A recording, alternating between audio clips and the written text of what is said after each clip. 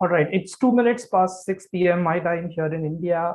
Good morning, good afternoon, good evening, everybody, whoever has joined this call or will be listening to this via recording.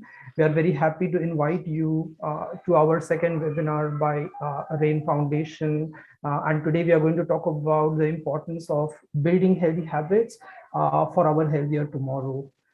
Before we dive into the webinar and the discussion itself, I have a short video for you to see what we're going to talk about.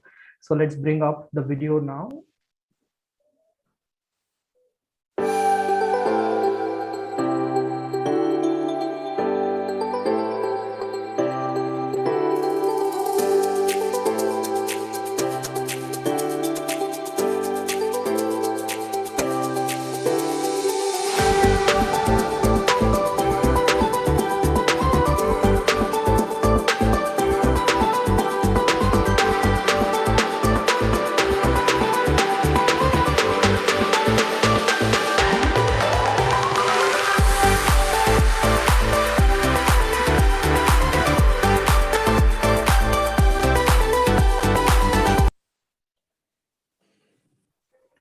So as you could see, we have a lot of things that we have known clinically and medically, that concern our lives in general, but also how we get older and things change physiologically, mentally, behaviorally, and the importance that habits and behaviors can play in our lives for this healthier tomorrow is going to be our discussion topic. I'm joined by three very fantastic speakers today. I'm going to introduce them one by one and maybe also ask them to wave to you so that you know who they are. So I'll begin with Dr. Sirish. He joins us from UK. He's a consultant geriatrician working with an NHS Trust hospital in Royal Derby in the UK. Hello, Dr. Sirish. Hello, everyone. Hi. Hello, Santosh. We also have Dr. Harnam Singh Madan, who is our consultant orthopedician and traumatologist, also an associate professor at the Department of Orthopedics at the SHKM Government Medical College, New Haryana. He actually is a fellow guest also through the RAIN Foundation webinar series. Hello, Dr. Madan. Hello, everyone. Hello, Santosh. And then we have, of course, our own Dr. Rakesh Garg. He is the Executive Medical Officer at RAIN Foundation. Doesn't need any different introduction. Hello, Rakesh. Hello, Santosh. Hello, everyone. All right, so let's get started. I'm very excited with today's topic because this is something that I myself believe a lot about, how simple habits, simple behavioral changes can help us build up to a great, livelier, healthier tomorrow for all of us. And so I'm going to begin with Dr. Sirish. Dr. Sirish, you have a lot of experience as a geriatrician. And so sitting there in the UK, what challenges do you see currently in the elderly population? And have they changed really over the years? Yeah, Santosh, yeah. So I just want to, initially show some data about UK and its demographics to have a brief understanding of, what's going on here. So Uma, if you don't mind showing a chart for me there about the population in UK and, how many are above 65 is considered a cutoff for an elderly person. So out of 67 million, that is 6.7 crores. You can compare with a moderate size state in India. So there are like 1.2 crore above 65-year-olds, of which 580,000 are above 90 years as well. So in my practice, I quite means at any point on a ward of 30 patients, I'll have like about 6 to 8 above 90-year-olds on the ward. So obviously, like getting older and living longer is a good thing for humanity. But it also comes up with some challenges. especially at an individual level and also, for the governments as well. Can you go one slide back, Uma, the previous one? Yeah.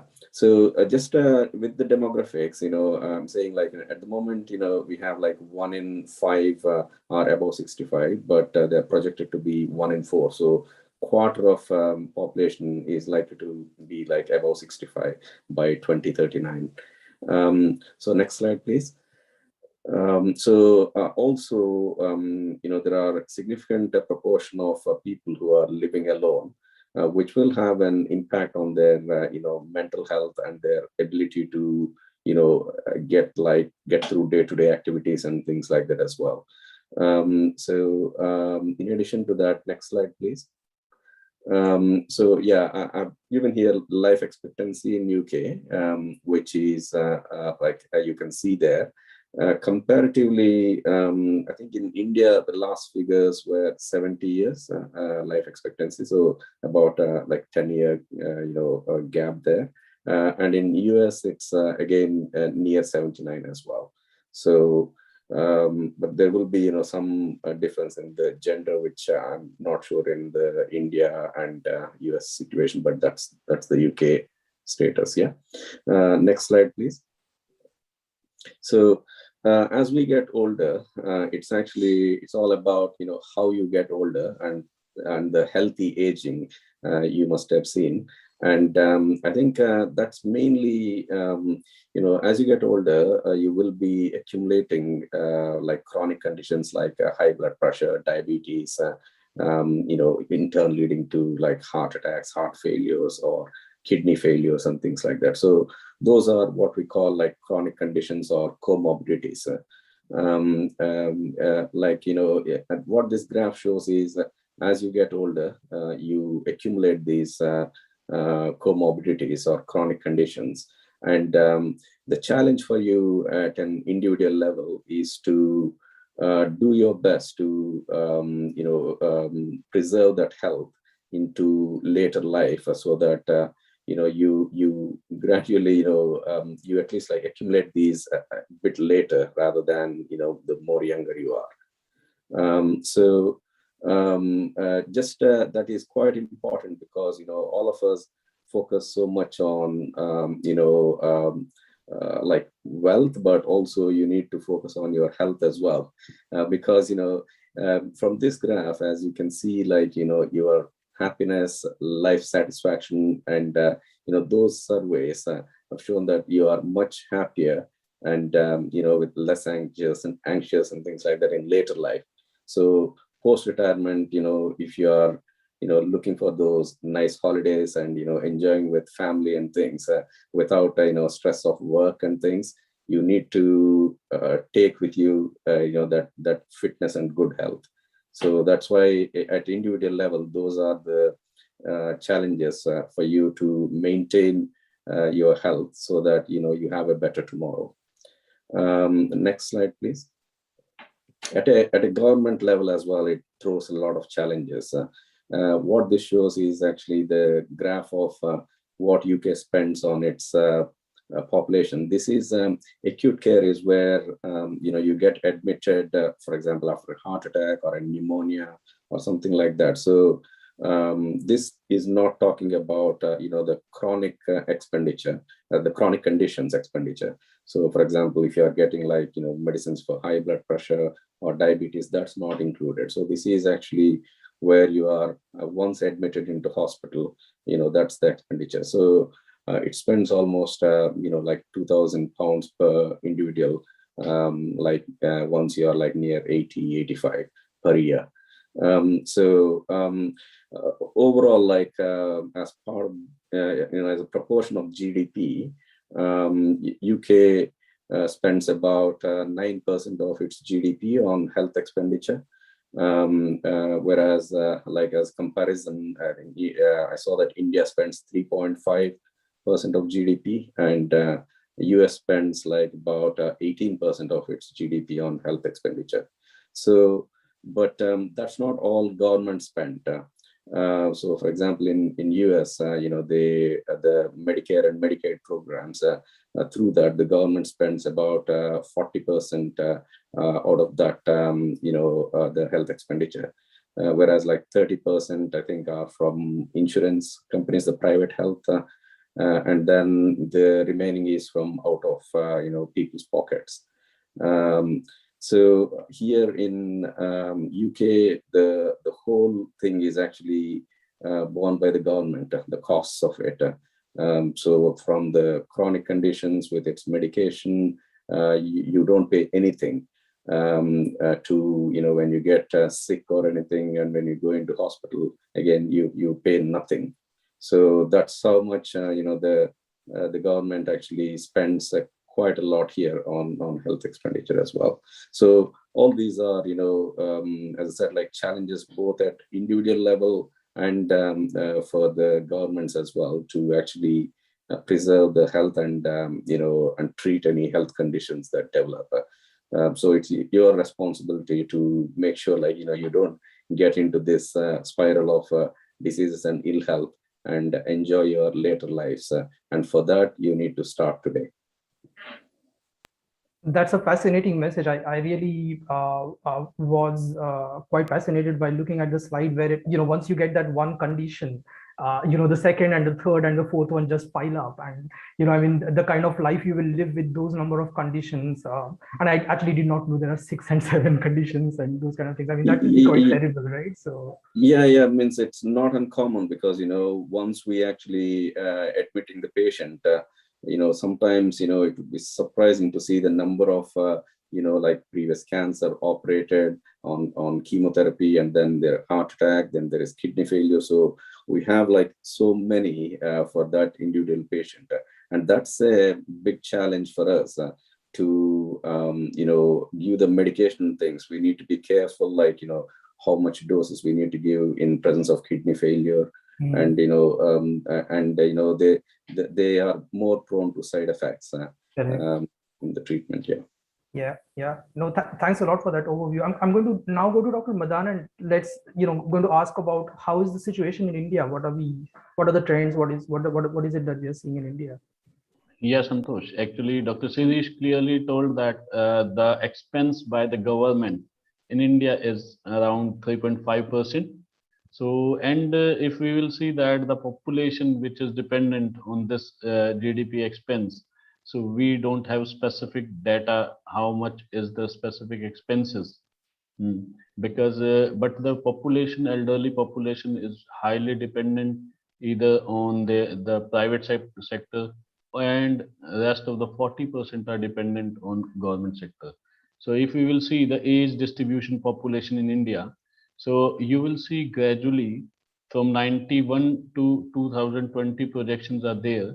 So this is around Indian elderly population is projected to touch 194 millions in 2031, which is in 2021 it is 38 million. So there is over a decade, you see this is 41% increase.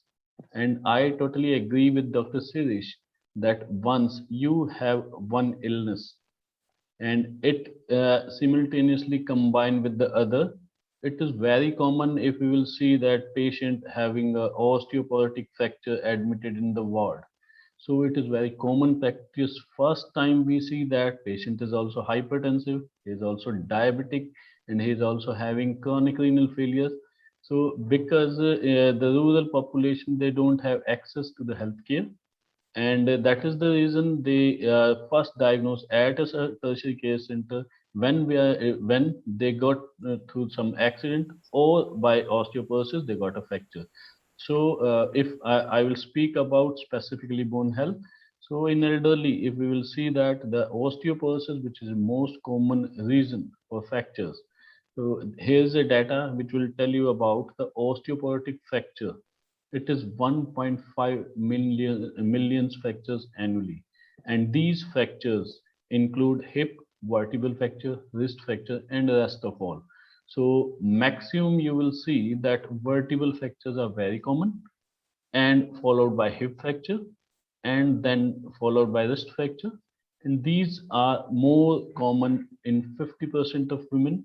They have fracture because of poor bone health and osteoporosis. And the rest of the 24% people have are over the age of 50 years, and they will have 1 year, within 1 year, they will have a hip fracture. Hmm. And this out of these, that means 1/4 of the people who get hip fracture, they will get disabled.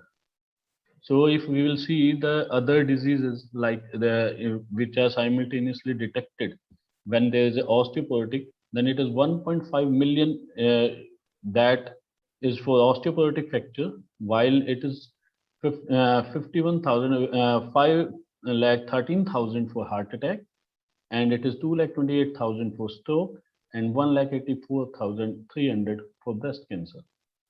So the situation is grim, and it clearly say that you need to take care of your health, and it will not by a tertiary care, it is by a preventive care, also with healthy habits. And that is the reason we have a seminar today, and we are discussing that how we can improve our habits and how we can improve our bone health. So you will see the next slide. Here is the Indian scenario of hip fracture, which is projected for 2020 and 2050. So you will see that it is around in 2008 it was 1 lakh, and in 2020 it was near about 2 lakhs, and then followed by in 2050 that will cross around 4 lakhs. And in women, it is the incidence that it will cross 1 million. So in 2015, you will have 1 million females with osteoporotic hip fracture. And out of that, 1/4 will get disabled. So that says that you have to be very cautious about your health. You have to make yourself strong. Not only in the elderly population, these habits should be taken care from the younger age so that you can prolong your life and you will have a pain-free, mobile skeletal and a healthy life.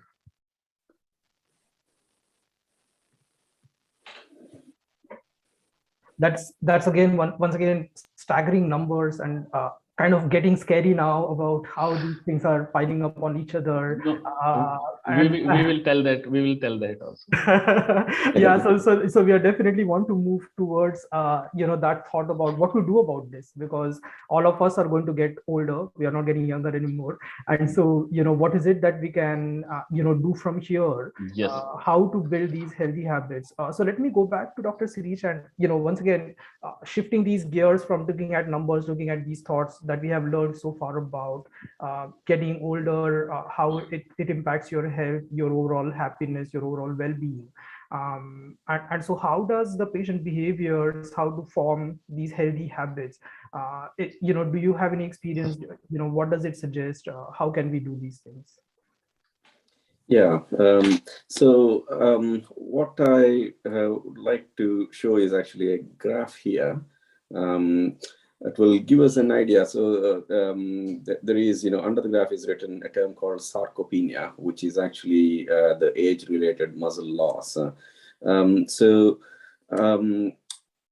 I'm starting with this one because, once you have entered into 30 plus, you will start losing, your muscle mass, as it is written there, like about 3 to 5% per decade. So the clock is ticking, once you're 30 plus. So whether it is actually muscle or, bone or brain cells, so you have to act from there on. So if you think in a way like, you have come to this world packed with a certain density of muscle, bone and brain cells. So from, 30 plus onwards, you will start losing those. So these are the things that, there are things you can do to actually, change the curve, like either upwards or downwards. So when you change it upwards, it means like you are delaying that degeneration process. By like smoking alcohol and things like that, you are actually, accelerating that loss of cells. by those kind of lifestyles. So obviously means it's like an interaction between your genetic makeup, with what quality of the muscle bone and the brain cells that you came with, that you can't change, obviously. And there are environmental factors that will also have an impact on longevity. So for example, the air that you breathe, and the quality of water, and the healthcare facilities in your area. So all these will have an impact on your longevity. But on top of that, the main thing that is in your hands is lifestyle. So when I mean by lifestyle, importantly, I'd say three things are the most important. So it's a balanced diet, where you need to eat depending on your level of activity. So if you eat excessively to and you're not that active, then obviously all that extra calories that you're eating will be converted to fat and deposited in the body. In addition to that, obviously, there are so many other how you balance your diet with enough carbohydrates, and the fat and things will be available for you, I'm sure, like in many websites. Yeah. So maintaining that good diet, and then half an hour of exercise every day is advisable. So if you actually do maintain good diet and have a good exercise, and maintain your body weight, an ideal body weight with a BMI between 19 and 25 when you reach 50, then you already have added you already have added like 7 years to your life. So that's a good thing. Yeah. So fit at 50 is very important. So that should be your goal one, by maintaining good diet and exercise.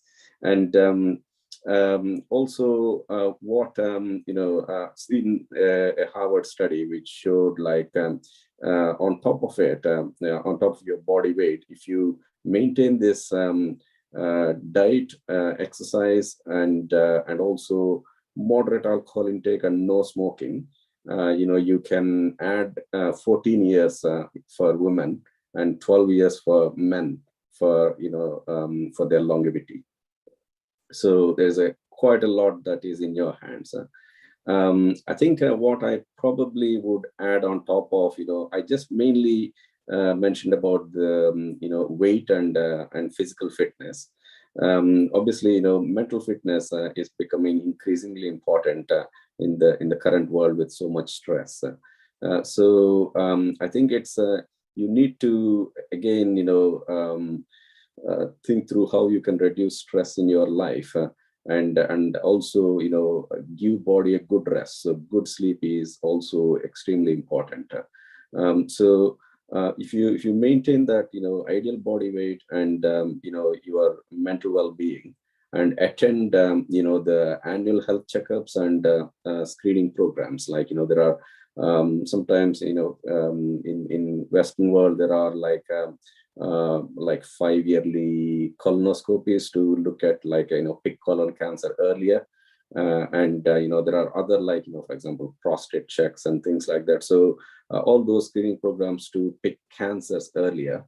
Then with your physical fitness, mental well-being, and the health checks, you could actually improve your longevity further, and you could age in a healthy manner, so that as we saw in the previous graphs, you can have a happy life later. What this graph is showing is, this image is showing is actually, it's a brain scan. This I see almost every day actually on the ward, because quite a few patients come with falls and head injury, needing brain scans. So what it's showing is actually the normal brain, you can see is quite dense. And the other, what is labeled as atrophy. Atrophy means shrinkage.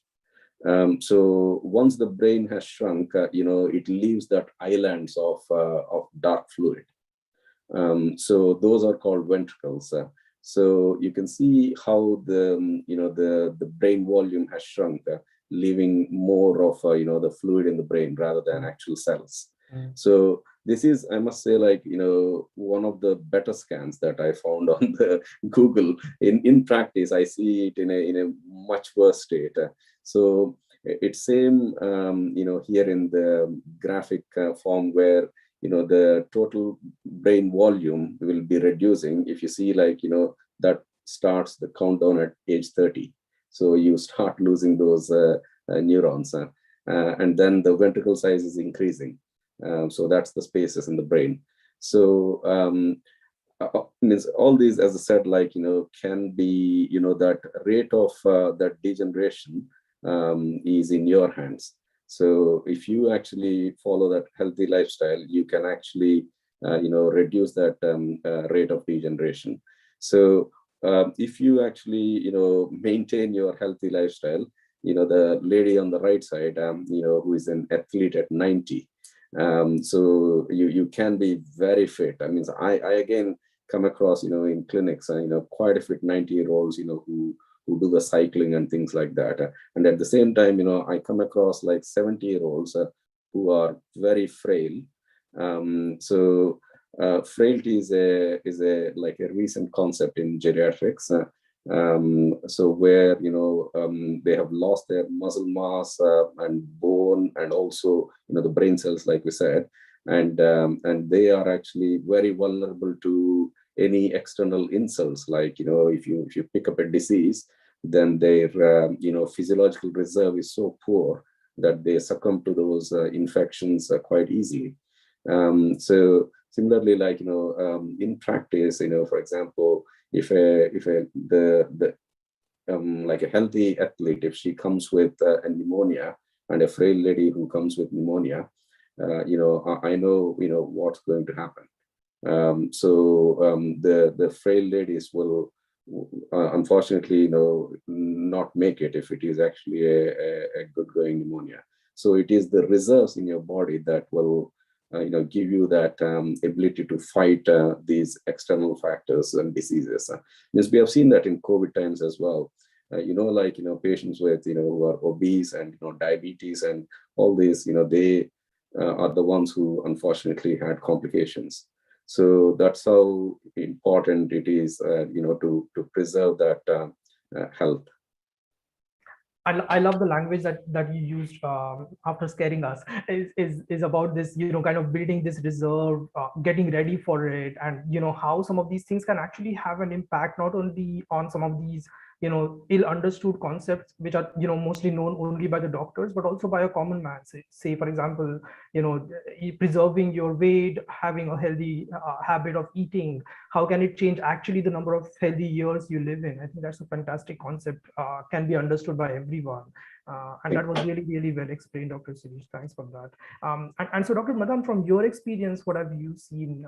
I know you have done a lot of work on especially osteoporosis, so maybe you can talk about that a little bit. Sorry, we can't hear you, Dr. Madan. So Dr. Sirish rightly told us that the diet, which is having BMI in a normal range, is very important in the early ages. And then as the age advances, it is important that you switch over to the healthy lifestyle. And it is important that you maintain a healthy lifestyle along with the physical exercise. Because for all, it is a truth that degeneration is inevitable. Everybody is going to go old, and but it can be delayed. It can be delayed with healthy habits. So what you need to do is take proper diet so that you have a good bone health, and you will have a healthy living and pain-free life when your age advances. So these are the few causes which cause, in this there are bone losses. So you have to specific do physical. We will see that exercise, which is major concept. Genetic variation, you cannot change that, but the rest of the thing, if you will see, that are controllable and that a person can adopt, And so quitting smoke and having healthy diet for peak bone mass, adequate sun exposure, which is very important for synthesis of vitamin D, which is required for conversion of calcium into and deposition of calcium into the bones, and having a calcium supplements and diet with with regular medication if you have associated diseases. And you have to prevent stress. Yes, anxiety and stress is also a factor which, if at all, that doesn't affect the bone, but surely they affect overall health of the individual. And especially in females, after the menopause there's significant changes due to hormones, and that lead to the osteoporosis, which typically causes fractures. So it is very important for women around 40 to 45 years age to take care of their health and add on to the calcium supplements along with vitamin D to carry on a healthy life lifelong. So I will give you few examples which are very important for being healthy. Like, it is a common practice. It is a common practice being when you are sitting on a laptop, the position of laptop is such that your neck is flexed like this. So simply changing this to a level of having your eyes exactly at the level of the desktop and monitor, hmm, will gradually help you to prevent cervical spondylitis over a period of time. So this simple maneuver will help you, and you add you on to a pain-free neck after 45 to 50 years of age. So that being in a you will see that most of the IT people, they work around 8 to 10 hours a day. And one more thing which is very important that you need to see, the posture. What we sit on the chair, then we have two normal curvatures which are forward, they are called lordosis, and one in the dorsum and sacrum, they are backward, so they are called kyphosis. So these curvatures should be there, and recently ergonomic chair that is suitable for the people who have prolonged sitting jobs. So they come and they are available in the market, and so you can use that. Otherwise else you have to make it a habit that whenever you are sitting, you are not lounging back like and falling on the back support of the chair. Sit straight, that will avoid back pain over a period of time. Third thing which we commonly do, what we do is whenever we sit on a chair, it is a common practice that you will drag your foot inside and under the chair. What is your personal experience in that, isn't it? Yeah, true. Yes, and if you will see this increase flexion of the knee, that will increase the prevalence of osteoarthritis. The early it will develop the bone degeneration in the joint. So if it is better that you change it a habit, and in offices there are available stools or supports where you can rest both of your foot straight, and that will help preventing the osteoarthritis over the years. So these simple precautionary measures, can help everyone to have a healthy life, and they can enjoy pain-free life in the future.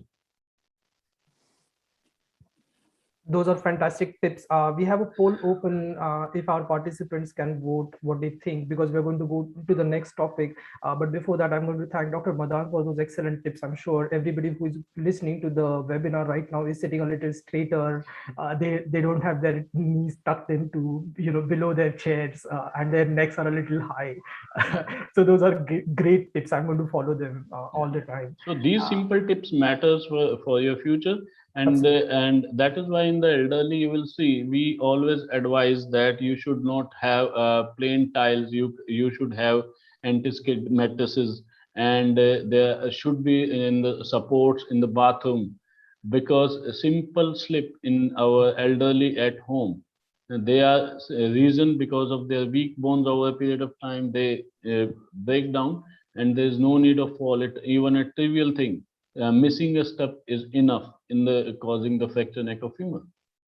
Yeah, no, those are very important tips. Thanks a lot, Dr. Madan. Yeah. So I'm going to come to Rakesh. Rakesh, I know you follow this topic quite a bit. You have very interesting opinions. I saw your post about the webinar and how you have observed this very insightfully about the situation in Punjab, about how these things are affecting now. So I would really love to know about your thoughts on these. And especially how technology can play a role, because I know that, you know, as a techie plus a physician helping develop RAIN products, you are helping the RAIN Foundation to build these products to help some of these things.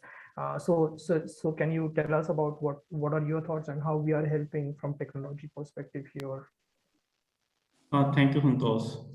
Thanks a lot, Dr. Siris and Dr. Madan, for giving such a wonderful insight about the importance of having good habits to enjoy our elder age, like instead of becoming burden on the society.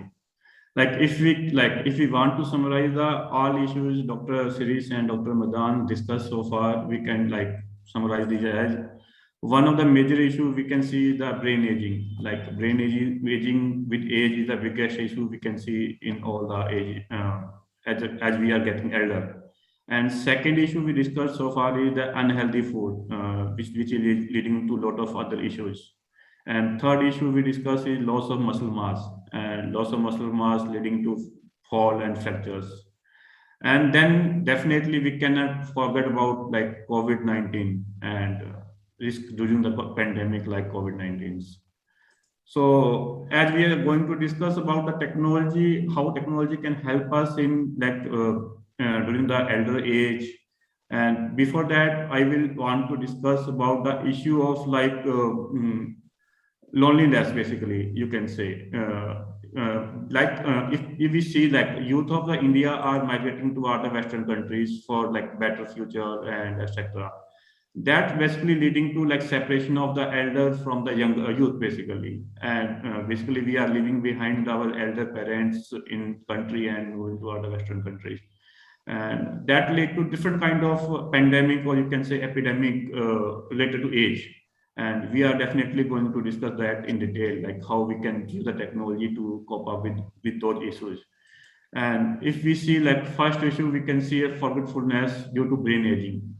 Forgetfulness is sometimes minor, sometimes mild, sometimes severe. Mild forgetfulness may be like we are forgetting to take the medicine, or we are forgetting to take the vital monitoring regularly if we are suffering some kind of chronic disorder like hypertension, cardiovascular or diabetes mellitus. And or we can even sometimes forget like keeping the health record in place. Sometimes we visit a doctor, but health record are not with us. And sometimes we go to some places, we forget to we forget to take specs and do not bring back, basically. And these are the basic issues. And sometimes if forgetfulness is severe, then sometimes elder people forget the address of their home also. Sometimes they go to the market or they go to the walk for morning or evening walk. They even forget sometimes the address where we are living, and they never return back to home, basically.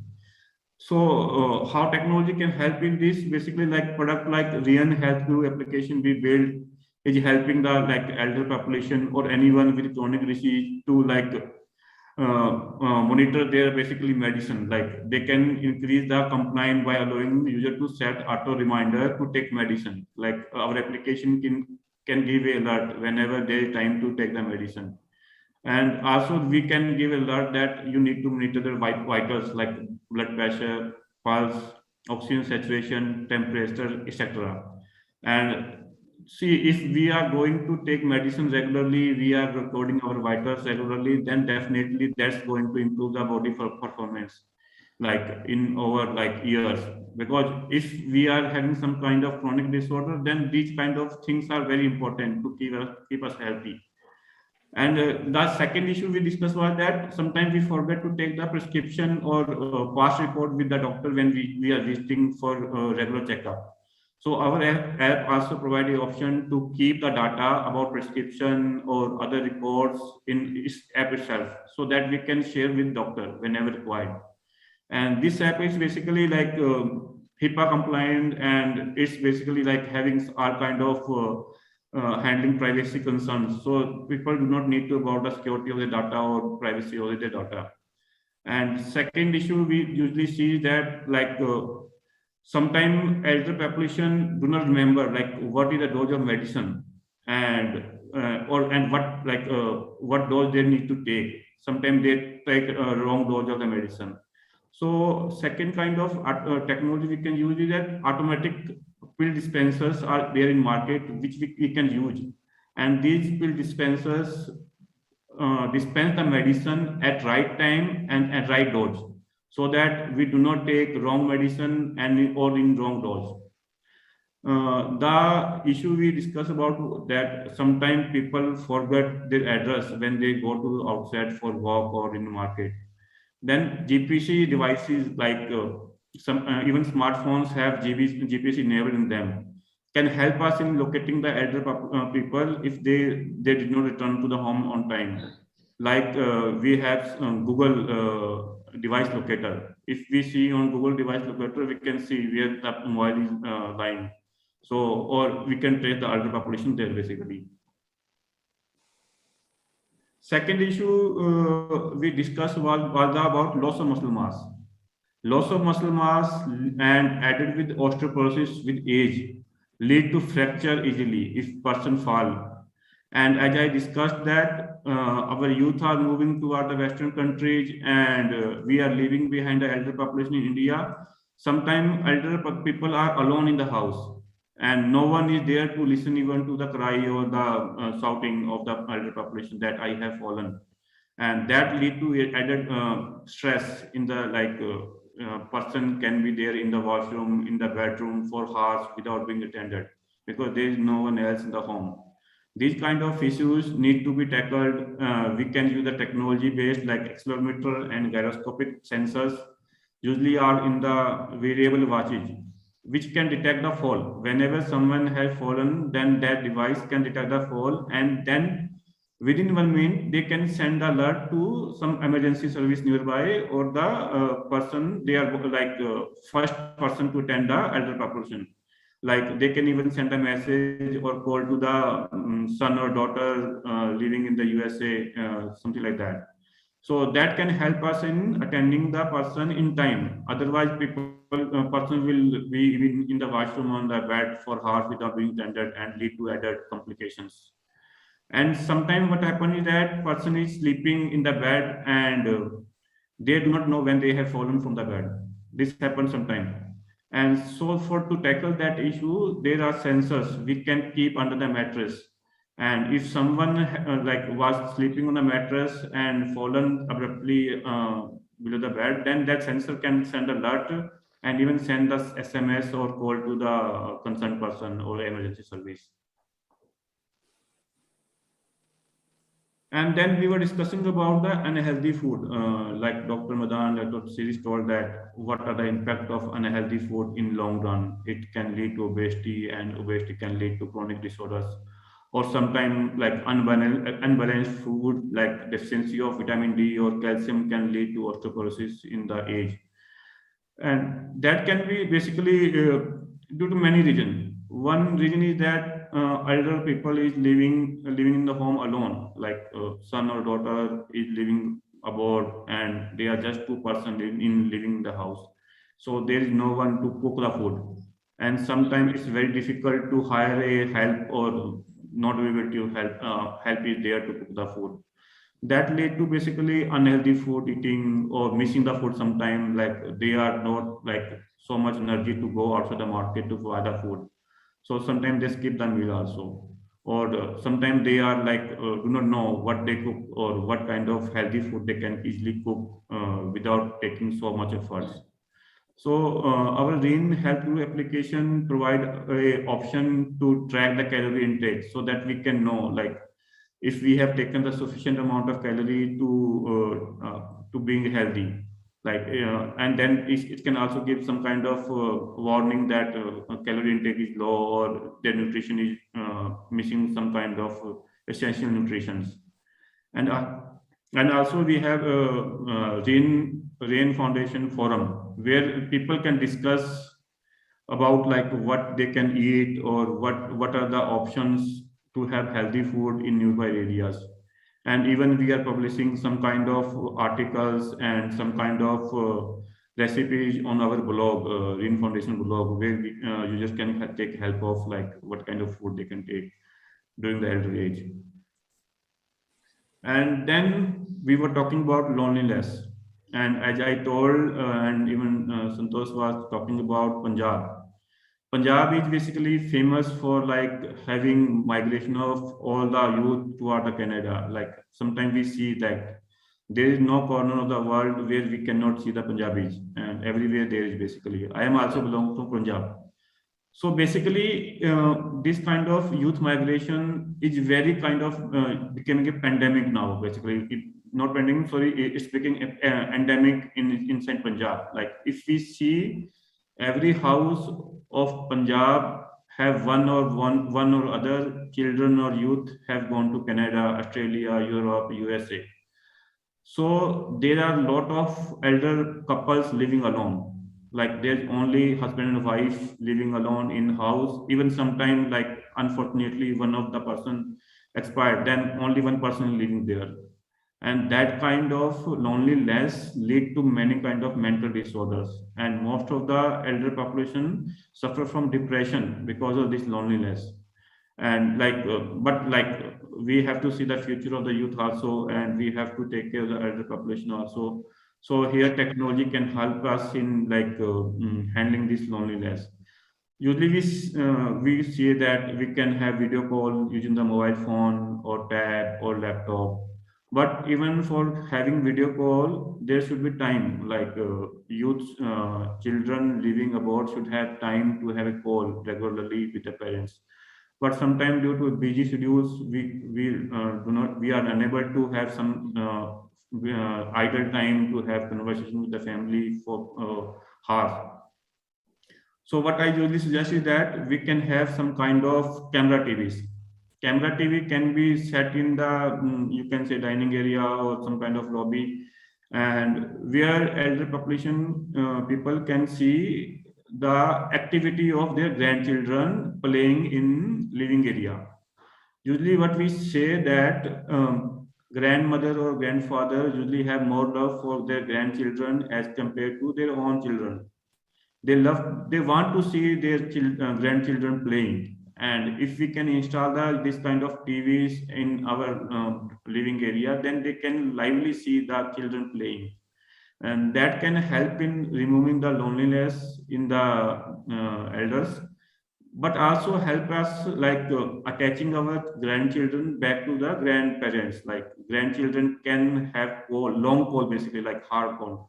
Suppose their parents have been into office and they are alone in the home. They can have chat, conversation, other activity with their grandchildren, grandfather or grandmother back in India or any other country. Okay. So this is about, yeah. Sorry, go ahead. Yeah, so this is about that. Basically, a mental health are basically most ignored topic.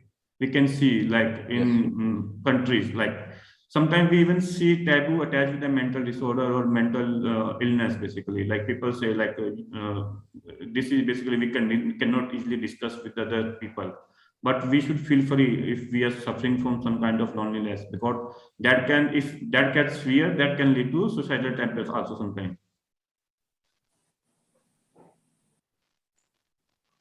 Rakesh, I'm always fascinated with the breadth of knowledge you have and the way you make it easy for the technology adoption. I think that only can come from the experience you have on the ground and the technology understanding that you have. I think this, this overview of what RAIN is doing and is planning to do for this population, but not only for this population, but for others who can help them in these fashions, how caregivers who are remote from their parents, from their elderly, relatives, how can they take care of some of these things? I think that overview was fascinating.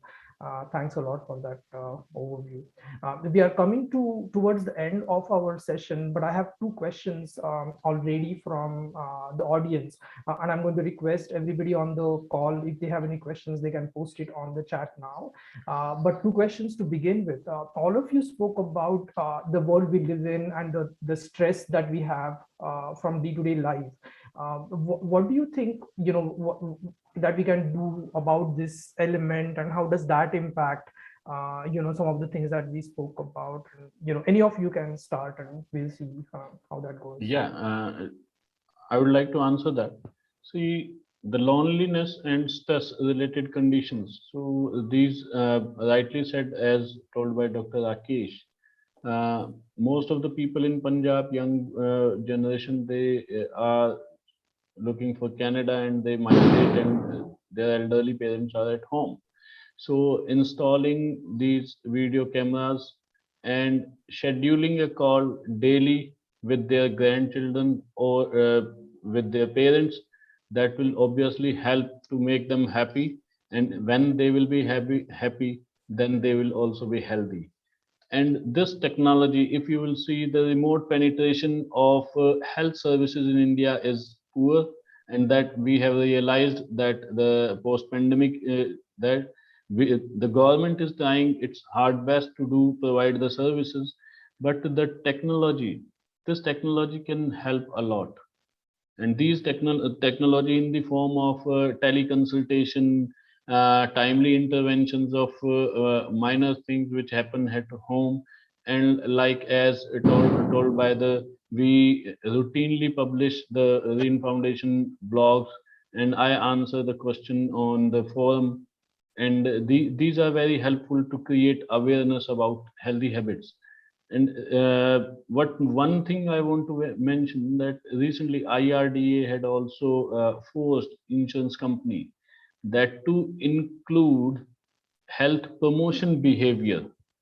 Now the most of the health insurance company have come up with the either credit points or discounts for the annual health checkup, and they provide that you connect your smartwatch with the application, and over a year, if you have scored this much of the points by doing exercises daily into the gym, and then yeah, for the next premium you will get a discount. So this is also a way to improve and improve the healthy habits, and this is the one sort of technology which is helping to build a better, healthy India. Fantastic. Dr. Sirish?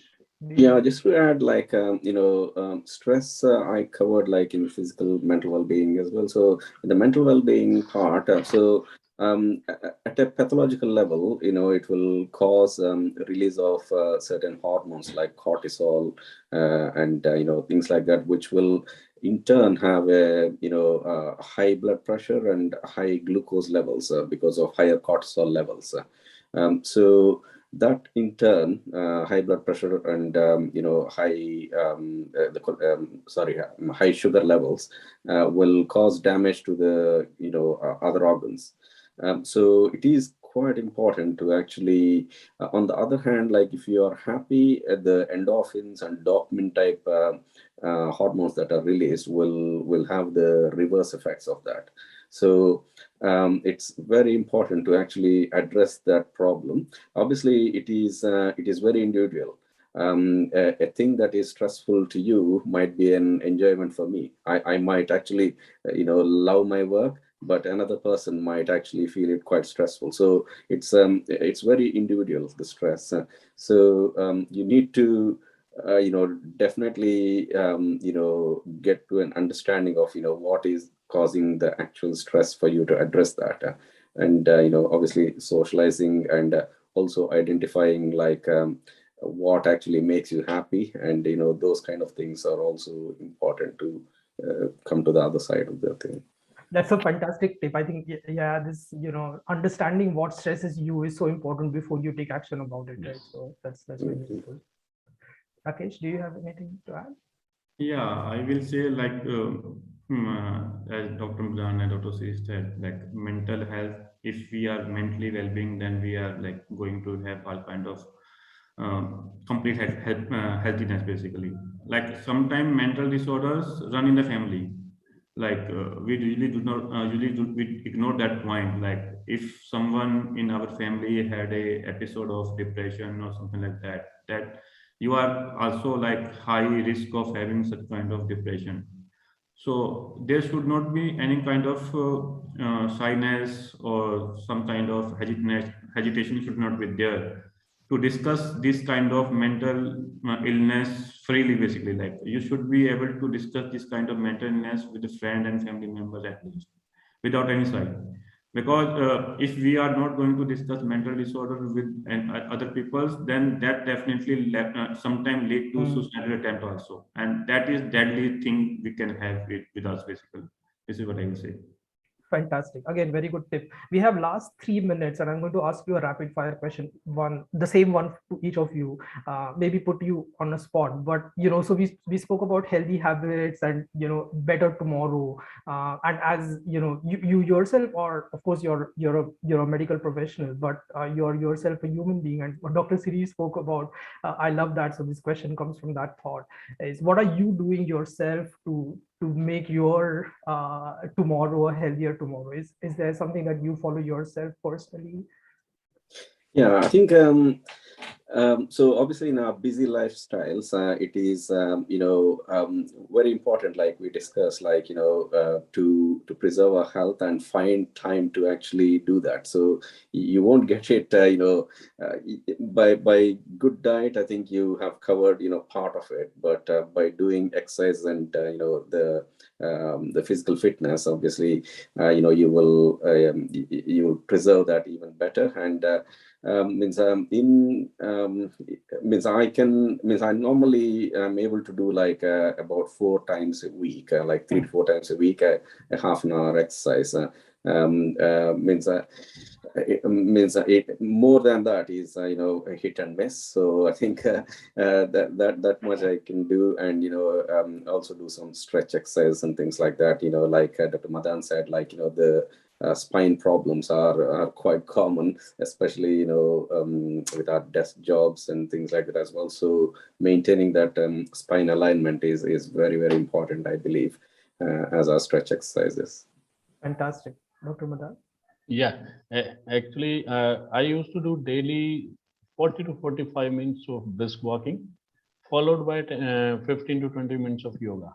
Fantastic. I try to never miss this morning habit, and almost 6 days in a week, that is my routine. And yes, surely following a healthy diet to maintain this body. Excellent. Excellent. And Rakesh, how about you? Yeah, as you know, like I am tech-savvy person, and I usually spend approximately 8 to 9 hours per day in front of computer. And like Dr. Madan said, like bad habit of sitting and like looking at screen in like wrong way lead to a lot of problem.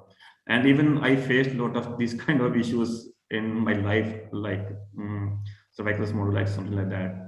And what I usually do is that like sitting itself lead to back pain. If we are sitting for long term, it lead to back pain. So I usually use there's special kind of pillow in the market to sit.